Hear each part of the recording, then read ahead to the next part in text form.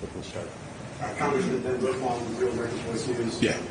What do you think is worse, Kamala and Joe lying about their record on the border, causing the invasion on the southern border, their support for BLM and the defunding of the police movement, Walz's open communism, or the mainstream media providing cover for them?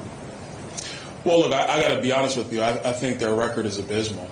Joe Biden and Kamala Harris undid all of Donald Trump's border security provisions on day one. That's what they did.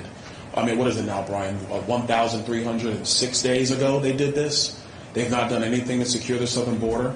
But what's worse is when the press just doesn't report the facts. I'm from New York City. I remember like the old cartoons growing up as a kid. Just the facts, man. Just the facts. Well, just do that. Just lay out the fact of what occurred. They decided that what Donald Trump's provisions on the border, they decided that was the wrong way to go.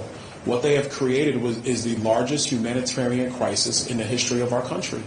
Well, not the history, because we've had some dark days in our history. Let me rephrase that.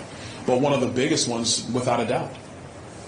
You have young girls who are being raped on the journey towards our southern border by the drug cartels and by the coyotes. That is happening. I thought Kamala Harris stood for women. I thought Joe Biden was compassionate. He's not. They've lost 85,000 kids. HHS has. 85,000 kids have just been lost in the United States. Where is their empathy now? The drug cartels are going to make $13 billion this year, trafficking people into the United States. That's just people. That's not narcotics. I thought they cared about public safety.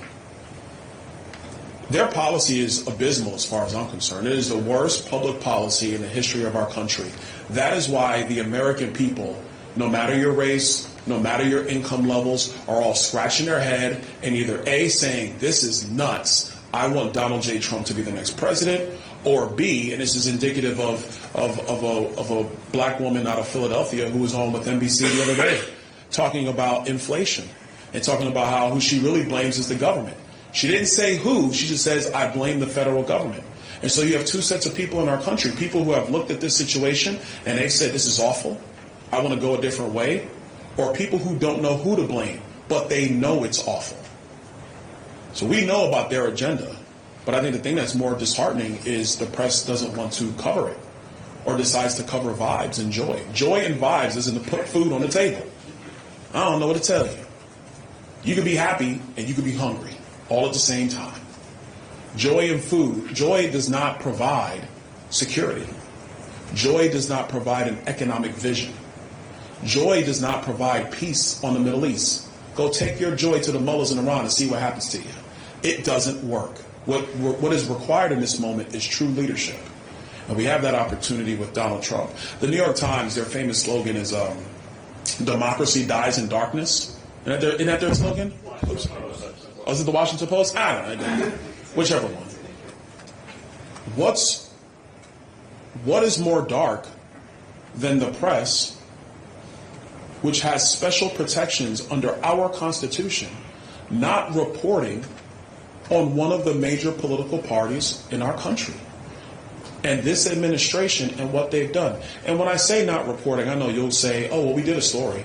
Come on, stop. That's not how this works. Are you going to do a story day in, day out? Are you going to continue to report it every single day so the American people get an opportunity to figure out what's happening? Because people are living lives, man. They're scrambling. They're going from point A to point B trying to figure things out on a day-to-day basis. It's the job of the press to make sure that they explain this. So, you with the hand held high. Yeah, you. Yeah, you. Okay.